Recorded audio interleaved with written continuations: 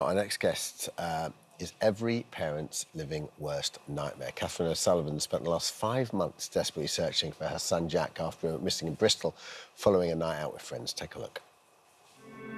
A son, a brother and a friend. It's now been 151 days since Jack O'Sullivan disappeared in the early hours of Saturday, 2nd of March.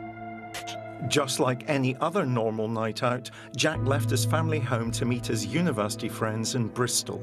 After moving on to a house party in the Hotwells area, Jack messaged his mum at 1:52 a.m. telling her that he was safe. Having left the party alone, the last sighting of the 22-year-old is believed to be at 3:39 a.m. on a slip road called Bennett Way, heading back towards Bristol city centre. Just before this sighting, Jack called his friend, but the call was disconnected after Jack said hello. His phone, which remained active until 6:44 a.m, last placed him at an address in the Granby Hill area. None of Jack's belongings, including his mobile phone, has ever been found. And despite the efforts of those closest to him, as well as the authorities, the investigation has hit a standstill, leaving his family desperate for answers. As the search for Jack O'Sullivan continues, his mum Catherine is joining us now alongside criminologist David Wilson. Thank you so much, Catherine, and sorry that we're meeting under these circumstances. Take us back to that night, and I know it's hard to watch that VT2, but take us back to that night when Jack went missing. Well, Jack went out to a birthday party. He was in two minds whether he was actually going to go. It was with relatively new friends, so I encouraged him and said, you know, go on, you know, meet some new people. And, you know, nothing strange to think about. It was quite late that he went out, met some people in a pub for a drink beforehand, and then went on to this birthday party. He was in communication with me throughout some of the evening, just because I wasn't sure if he was going to stay out late or if he needed to be picked up. Like any 22-year-old. Yeah. That's kind of classic behaviour. Yeah, but Jack was very good at communicating. So, you know, we made our final arrangements when he said everything was fine, and he did intend to stay out a bit later than he'd planned, and he was going to get a taxi. So just told me to go to bed, basically, and don't wait up for him. So then when did you first realise he was missing, and then when did you get in touch with the police? So it was at 5:25. I just woke with a bit of a start and just had a sense that something was wrong. Mother's instinct. Yeah, so I went straight into his room, and his light was on because I'd left it on, bed and unslept in, and I just immediately had a bad feeling. So I started texting, WhatsApping, calling him, and I looked at my phone and it placed him at an address which was fairly close to where I know he'd been. But obviously there was no response. He wasn't picking up and not replying to my messages. So I woke my husband and said, I really think there's a problem and I want to go where my phone tells me Jack is. And that's what we did. So within 20 minutes, we were there. I mean, it's such a unique situation because, does your mind go straight to there's a problem, or does your mind go, he's probably stayed out a little bit longer, he's bumped into somebody else?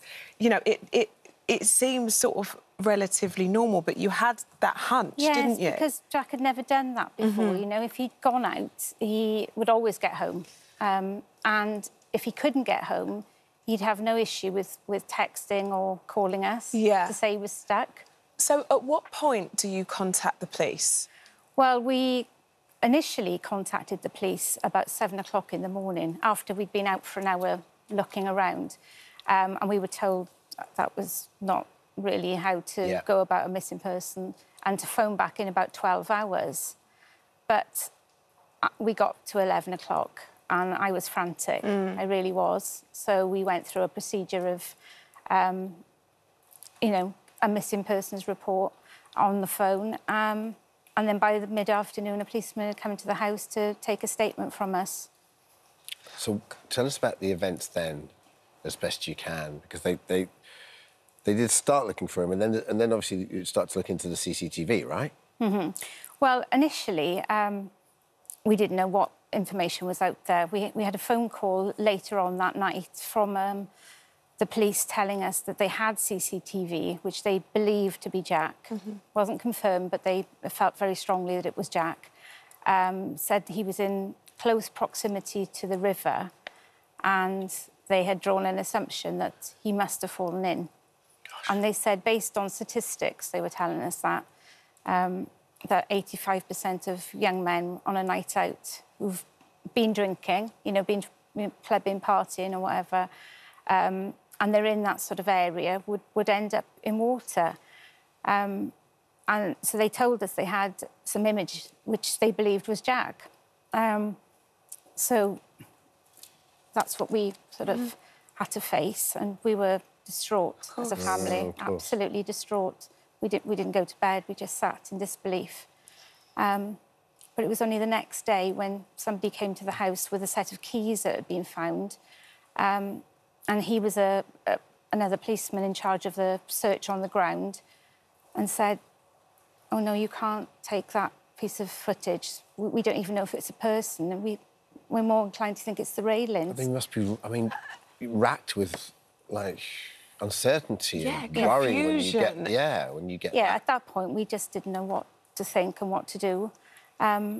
So, we move on. A few days pass, and more CCTV is now being obtained and gathered, and it is now starting to plot Jack's route, the journey that they can see him making.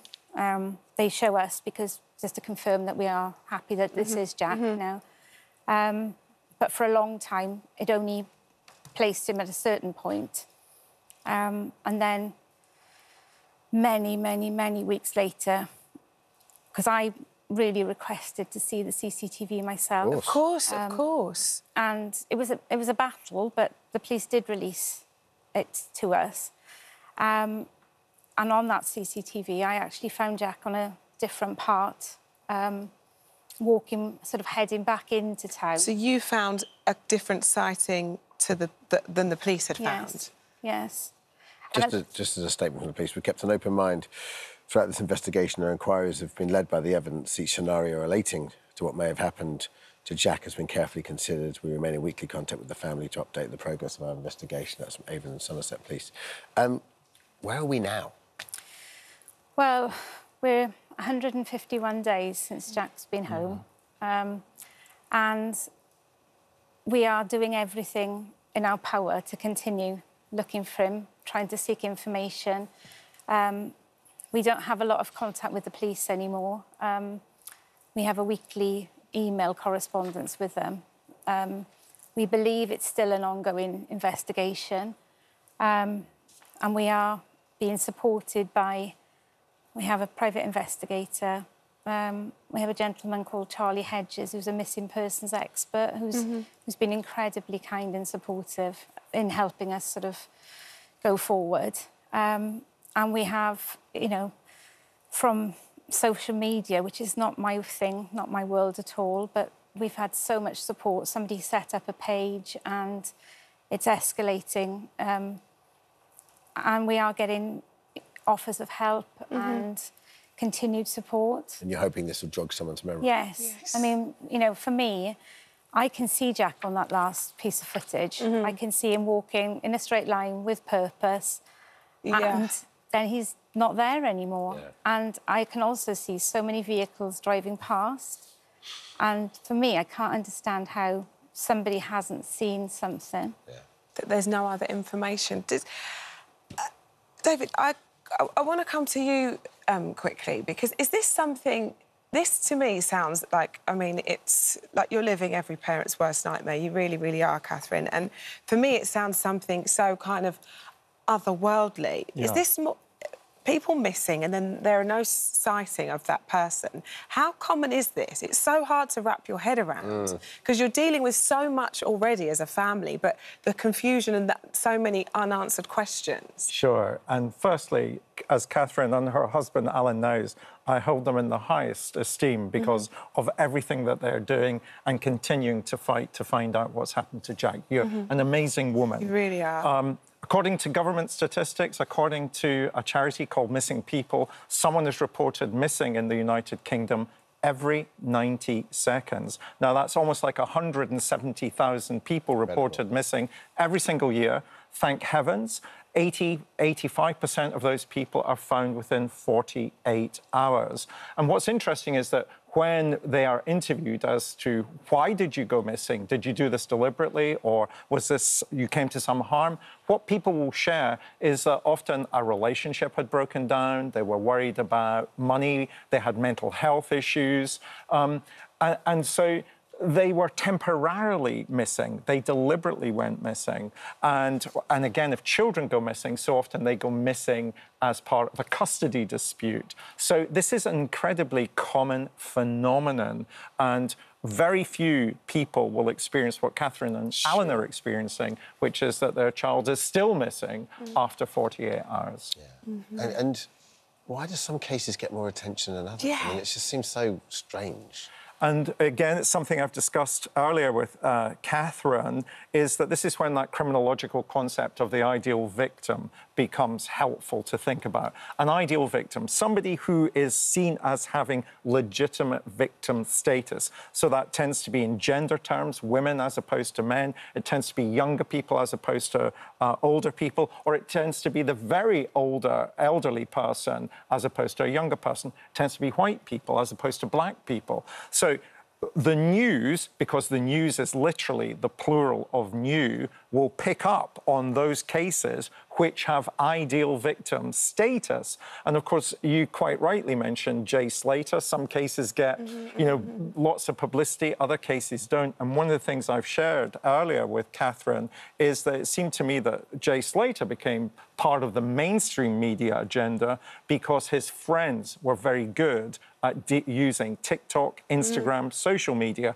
And that in itself, because so many people started following that case, that creates an agenda for the mainstream media to latch on to. Yeah. Well, this is an appeal today, isn't it? This is an appeal there, you know, like you say, there are cars that went past. You've seen in that CCTV any sighting. This is putting the spotlight back on Jack today because that needs to continue until you get the answers that you need. Yes, indeed. I mean, it's unimaginable, really, to be in this position.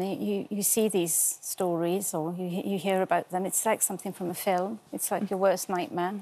And that's the only thing we can do is keep asking the question, really. Because I really strongly feel someone must know something.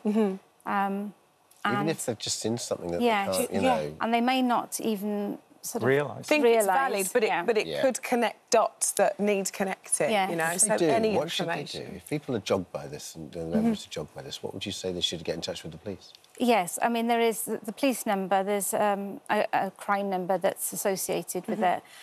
We also have a website that has been very kindly set up for information.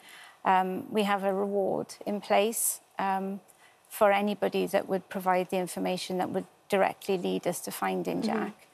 And, yeah, so there is an email address attached to that. Okay. And there is also an organisation for anybody that's been similarly worried called missingpeople.org, where there's lots of helplines that they can contact through that. Thank you. Thank you. Thanks, Catherine. And well done. Appreciate it. Thank you, David. Thanks for your time. The statement from Avon and Somerset Police, the complaint from Jack O'Sullivan's family is being looked at by our professional standards department. Detectives have carried out an extensive investigation since he went missing. We fully appreciate the distress and anguish this is having on Jack's family, and our thoughts are very much with them. Thank you so much, Catherine. Thank you. Thank you, Catherine.